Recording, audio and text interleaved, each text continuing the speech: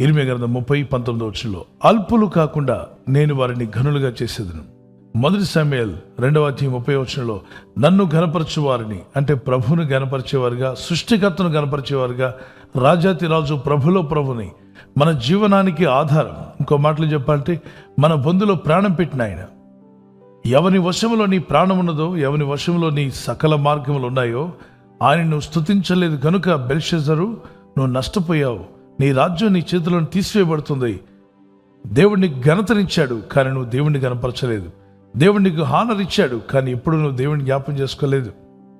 దేవునికి ఇష్టంగా నువ్వు బతకలేదు కాబట్టి నీ చేతిలో ఉన్న హానర్, నీకు ఇవ్వబడిన సమస్తము కోల్పోతున్నావు అని చెప్పినప్పుడు అప్పుడు అతను కలవరపడతాడు. నాకు అన్నీ కావాలి, ఓ దేవా క్షమించు అని.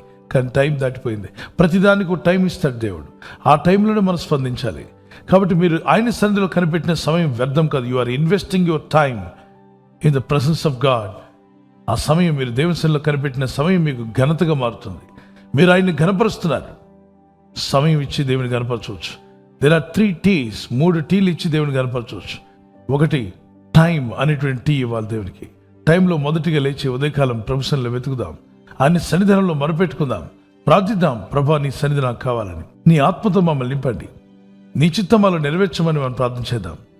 రెండవదిగా ద టైం, టాలెంట్. దేవుడు మీకు ఇచ్చిన టాలెంట్ను వాడండి. మనకు స్వరం ఇస్తే మన కంఠస్వరం దేవుడికి వినిపిద్దాం. మీరు ఆయన్ని గనపరుస్తుంటే మిమ్మల్ని దేవుడు అల్పులుగా ఉంచబోడు. 1 సమూయేలు గ్రంథంలో 28:1 నీవు నీ దేవుడైన యెహోవా మాట శ్రద్ధగా విని నేడు నేను నీకు ఆజ్ఞాపించున్న ఆయన ఆజ్ఞలన్నిటినీ అనుసరించి నడుచుకునే ఎడల నీ దేవుడైన యెహోవా భూమి మీదనున్న సమస్త జనముల కంటే నిన్ను హెచ్చించును. సమస్త జనముల కంటే మిమ్మల్ని హెచ్చిస్తాడు, ఘనపరుస్తాడు. He will give you honour. ఎక్కడైతే మీరు అగౌరవపరచబడ్డారో, ఎక్కడ అవమానపరచబడ్డారో, ఎక్కడ ఆవేదనకు గురయ్యారో అక్కడే మీకు ఘనత దేవుడు ఇవ్వబోతున్నాడు. నువ్వు ఎక్కడ పడిపోయావో అక్కడే నిలబెట్టగల శక్తిమంతుడైన దేవుడిని మనం సేవిస్తున్నాం. నీ దేవుడు నిలబెడతాడు, నడిపిస్తాడు, బలపరుస్తాడు. మూడోటి, ఇట్స్ నాట్ బ్రౌన్ టీ. అదేంటియో చెప్పాలి. టైత్. దేవుడు మనకి ఇచ్చిన వాటిలో ప్రథమ ఫలం. మనకి 100% దేవుడు ఇస్తే అందులో 10% ప్రభు పరిచర్యకు, దేవుని సువార్త పనికి ఇవ్వడానికి వెనకాడవద్దు. క్రొత్త నిబంధనలో, పాత నిబంధనలో 10% కన్నా ఎక్కువగా ఇచ్చి దీవించబడిన వారు ఉన్నారు. అయితే మీరు ఇచ్చారా లేదు తర్వాత సంగతి.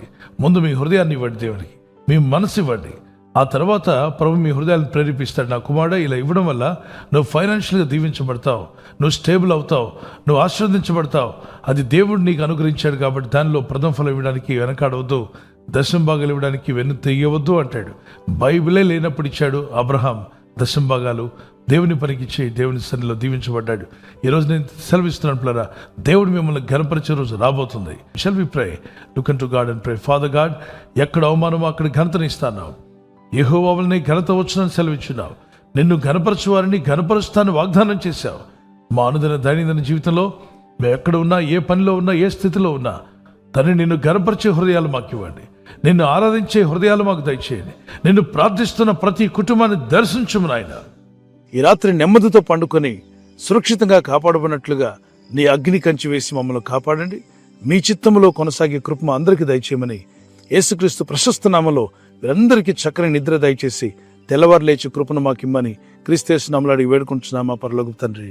ఆమేన్, ఆమేన్. ఈ వాగ్దాన్ని మీతోనే ఉంచుకోకుండా లైక్ చేయండి, షేర్ చేయండి. అనేకులు ఈ యొక్క ఛానల్ సబ్స్క్రైబ్ చేసుకోమని తెలియపరచండి. సబ్స్క్రైబ్ చేయని వారు కూడా సబ్స్క్రైబ్ చేయండి. Good night.